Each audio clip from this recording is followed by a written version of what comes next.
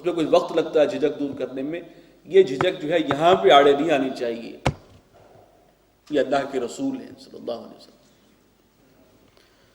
عسى ربه ان طلقكن ان يبدله ازواجا خيرا منكن، بہت ممکن ہے کہ ہمارے رسول تمہیں طلاق دے دیں تو پروردگار جو ہے ان کا وہ تمہارے بدلے میں ان سے تم سے بہتر بیویاں ان کو عطا کر سکتا ہے.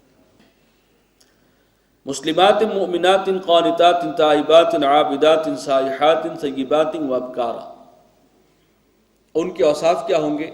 اب یہاں اس بحث میں گویا یہ اوصاف آ گئے کہ یہ اوصاف مطلوب ہیں، نبی کی بیویوں میں یہ ہونے چاہیے، اپنے اندر یہ اوصاف پیدا کرو. مسلمات اطاعت گزار، اطاعت شعار، مومنات اللہ پر یقین رکھنے والیاں، قانتات فرما بردار، تائبات توبہ کرنے والیاں، عابدات اللہ کی بندگی اور پرستش کرنے والیاں، سائحات اس کا ایک ترجمہ کیا گیا روزہ رکھنے والی، ثیبات وابکارا. اور اللہ جو اپنے نبی کو بیویاں عطا کرے گا وہ سیبہ بھی ہو سکتی ہیں، یعنی ایسی کہ جو پہلے سے شوہر آشنا ہو، کوئی مطلقہ ہے یا بیوہ ہے، اور ابکارا یعنی کواری بھی ہو سکتی. یا ایھا الذین آمنوا قوا انفسکم واہلیکم نارا. اب چونکہ یہ گھریلو معاملات یہاں پر ڈسکس ہوئے ہیں، فرمایا اہل ایمان بچاؤ اپنے آپ کو اور اپنے گھر والوں کو جہنم کی آگ سے. وقودها الناس والحجارہ، وہ جہنم کے جس کا ایندھن ہوں گے انسان بھی اور پتھر بھی. یہ ہے ایک بندہ مومن کے لیے اپنی اولاد اور اپنے گھر والوں کے حوالے سے جو مطمع نظر ہونا چاہیے. جیسے خود اس کے اپنے لیے اللہ نے تجویز کیا کہ وہ آخرت کے بنانے کی فکر کرو، تو اولاد کو بھی بجائے اس کے کہ دنیا میں آپ نے کسی خاص مقام تک پہنچانا ہے، اعلیٰ ترین تعلیمی ادارے میں جو ہے وہ تعلیم دلوانی ہے، چاہے اس کی فیس کچھ بھی ہو، اور پھر ان کو سٹیٹس جو ہے دلوانا ہے، سارا ذہن میں یہ ہے، اسی کے حوالے سے ٹریننگ ہو رہی ہے، اسی کے حوالے سے ان کا جو ہے وہ تربیت کا معاملہ چل رہا ہے. یہ تربیت اور ٹریننگ اور ہدف جو ہے اولاد کے حوالے سے اگر تمہیں محبت ہے تو وہ یہ ہونا چاہیے کہ انہیں جہنم کے عذاب سے بچانے کی فکر کرو. یہ ہے ایمان کا حاصل، تو یہ ہے وہی نقطہ نظر کی تبدیلی. دنیا کا نقصان ہو جائے کچھ ہو جائے، وہ آخرت کا نقصان نہ ہو، اس لیے کہ وہ ابدی خسارہ. قوا انفسکم واہلیکم نارا، بچاؤ اپنے آپ کو اور اپنے گھر والوں کو اس جہنم سے، جہنم کے عذاب سے بچانے کی فکر کرو. وقودها الناس والحجارہ، اس جہنم میں تو انسان اور پتھر اس کا ایندھن ہوں گے. علیہا ملائکۃ غلاظ، اس پر مقرر ہیں، مامور ہیں وہ فرشتے جو بہت تند خو ہیں، شداد بہت سخت گیر ہیں. لا یعصون اللہ ما امرہم، وہ نافرمانی نہیں کرتے اللہ کی جو بھی اللہ ان کو حکم دیتا ہے. وَيَفْعَلُونَ مَا يُؤْمَرُونَ، اور وہ وہی کام کرتے ہیں جس کا انہیں حکم دیا جاتا ہے. اب اس پہ جو بین السطور میں بات ہے کہ اولاد کی پرورش میں عام طور پر یہ ہوتا ہے، ابھی بچہ ہے، اس کو نماز کے لیے اٹھائیں گے، صبح کا وقت ہے، رات بھی دیر سے سویا ہے، ابھی تو کھیلنے کے لیے نکلا ہے، اب اس کو نماز کے لیے کہیں، اسے کوئی دینی باتیں سکھائیں، اس کی بجائے ایٹیکیٹس وہ کیوں نہ سکھائیں کہ جو پھر امریکن اسکول میں بھی جا سکے.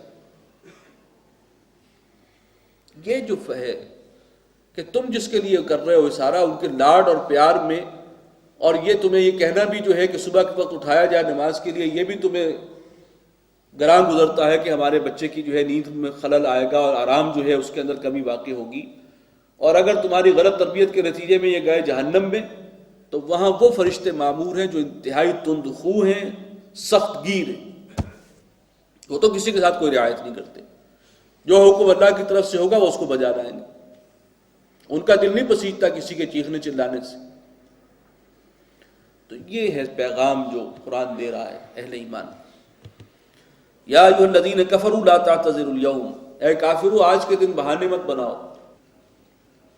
انما تجزون ما کنتم تعملون، تمہیں بدلے میں وہی کچھ دیا جائے گا جو تم عمل کر کے لائے ہو.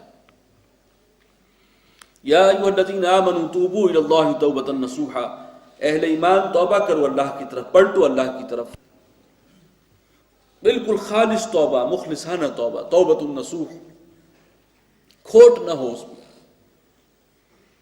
کھوٹ کیا ہوتا ہے؟ جب آپ توبہ کرتے ہیں، کوئی بھی ہم میں سے شخص کسی گناہ سے توبہ کر رہے ہیں اور دل میں یہی ہے کہ وہ گناہ تو کرتے رہنا ہے، ساتھ ساتھ توبہ بھی کرتے رہنی ہے، یہ کھوٹ پر نالا وہیں گرے گا۔ تو نصوحہ توبۃ النصوح یہ ہے کہ پورا ارادہ ہو اس گناہ کو چھوڑنے کا، اس پر جو ہے ندامت ہو، پشیمانی ہو، اور پھر اس کی ایک شرط یہ بھی ہے انسان اپنے عمل کی اصلاح کر بھی لے، چاہے یہ الگ بات ہے کہ وہ زیادہ عرصے اس پر اس کی پابندی نہ کر سکے اور پھر پھسل جائے اس کا پاؤں، لیکن پھر اسی جذبے کے ساتھ، اسی نیت کے ساتھ، خلوص کے ساتھ پھر توبہ کرے گا، پھر اللہ کے ہاں قبول ہوگی۔ لیکن توبہ کرتے ہوئے اگر دل میں چور ہے اور کھوٹ ہے تو پھر یہ توبہ نہیں۔ عسیٰ ربکم ان یکفر عنکم سیئاتکم، اگر وہ توبۃ النصوح ہو، خالص توبہ ہو، تو تمہارا رب تم سے تمہاری برائیوں کو دور کر دے گا، امید ہے۔ وَيُدْخِلَكُمْ جَنَّاتٍ تَجْرِي مِن تَحْتِهَا الْأَنْهَارُ، اور تمہیں داخل کرے گا ان باغات میں جن کے دامن میں نہریں جاری ہیں۔ وَيُدْخِلَكُمْ جَنَّاتٍ تَجْرِي مِن تَحْتِهَا الْأَنْهَارُ يَوْمَ لَا يُخْزِي اللَّهُ النَّبِيَّ وَالَّذِينَ آمَنُوا مَعَهُ، جس دن کہ اللہ تعالیٰ نبی کو اور ان کے ساتھ جو لوگ ایمان لائے ہیں ان کے ساتھیوں کو رسوا نہیں کرے گا۔ نورہم یسعی بین ایدیہم وبایمانہم، ان کا نور ان کے سامنے بھی دوڑتا ہوا ہوگا اور ان کے داہنے ہاتھ بھی۔ یہ سورہ حدید میں ہم پڑھ چکے ہیں اس کی حقیقت۔ یقولون ربنا اتمم لنا نورنا واغفر لنا، اور ان کی زبان پر، ان کے لبوں پر یہ دعا ہوگی پروردگار ہمارے اس نور کو ہمارے لیے مکمل فرما دے، واغفر لنا، اور ہمیں بخش دے، انک علی کل شیء قدیر، بے شک تو ہر چیز پر قادر ہے۔ یا ایھا النبی جاہد الکفار والمنافقین، اے نبی جہاد کیجئے، کشمکش کیجئے کفار کے ساتھ بھی اور منافقین کے خلاف بھی جہاد کیجئے۔ وَاغْلُظْ عَلَيْهِمْ، ان پر سختی کیجئے۔ یہ آپ کی رحمت کے مستحق نہیں ہیں، یہ تو لاتوں کے بھوت ہیں، ان پر سختی جو ہے وہ ضروری ہے۔ وَمَأْوَاهُمْ جَهَنَّمُ وَبِئْسَ الْمَصِيرُ، ان کا ٹھکانہ جہنم ہے اور وہ بہت ہی بری جگہ ہے پہنچنے کی۔ ضرب اللہ مثلا للذین کفروا امرأة نوح وامرأة لوط، اللہ تعالیٰ نے مثال بیان فرمائی ہے کافروں کے لیے نوح کی بیوی کی اور لوط کی بیوی، حضرت نوح اور حضرت لوط علی نبینا وعلیہ الصلاۃ والسلام، ان دونوں کی بیویوں کا انجام کافر قوم کے ساتھ ہوا۔ کانتا تحت عبدین من عبادنا صالحین، وہ دونوں ہمارے نیک بندوں کے گھروں میں تھیں، یعنی اللہ نے انہیں کتنا اونچا مقام دے دیا تھا۔ فخانتاہما، لیکن انہوں نے اپنے شوہروں کے ساتھ خیانت کی، اور اس خیانت کی تفصیل جو آئی ہے روایات میں وہ یہی ہے کہ ان کی ہمدردیاں قوم کے ساتھ تھیں اور وہ راز جو ہیں وہ گھر کے وہاں بتا دیا کرتی تھی۔ فلم یغنیا عنہما من اللہ شیئا، تو وہ دونوں اللہ کے جلیل القدر پیغمبر بھی اپنی بیویوں کے کسی کام نہ آ سکے اللہ کے مقابلے میں۔ وقیل ادخلوا النار مع الداخلین، اور ان دونوں کے لیے کہا گیا کہ اب داخل ہو جاؤ آگ میں، داخل ہو جانے والوں کے ساتھ۔ وضرب اللہ مثلا للذین آمنوا امرأة فرعون، اور اللہ نے مثال بیان فرمائی ہے اہل ایمان کے لیے فرعون کی بیوی کی۔ اذ قالت رب ابن لی عندک بیتا فی الجنہ، جب اس نے دعا کی کہ پروردگار میرے لیے تو اپنے پاس جنت میں کوئی گھر بنا دے۔ ان کا نام آسیہ آتا ہے اور یہ حضرت موسیٰ پر ایمان لے آئی تھی، مومنہ صالحہ تھی۔ چنانچہ فرعون کو جب معلوم ہوا تو اس نے سخت پرسیکیوٹ کیا، تشدد کا نشانہ بھی بنایا، تو ان کی دعا تھی پروردگار یہاں سے مجھے اٹھا لے اور اپنے پاس ٹھکانہ میرا جو ہے وہاں بنا۔ وَنَجِّنِي مِن فِرْعَوْنَ وَعَمَلِهِ، اور مجھے بچا لے اس فرعون سے، یہ دشمن خدا جو ہے، اور اس کے عمل سے۔ وَنَجِّنِي مِنَ الْقَوْمِ الظَّالِمِينَ، اور بچا لے مجھے اس ظالم قوم سے۔ ان مثالوں کا اصل حاصل کیا ہے؟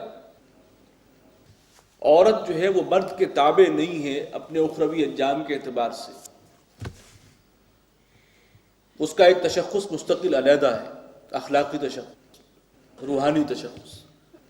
اس کو جو آخرت میں اجر ملے گا وہ اس بنیاد پہ نہیں کہ اس کا شوہر کیا کرتا تھا، بلکہ اس بنیاد پر کہ اس کا اپنا عمل کیا تھا، اس کا اپنا ایمان کتنا تھا۔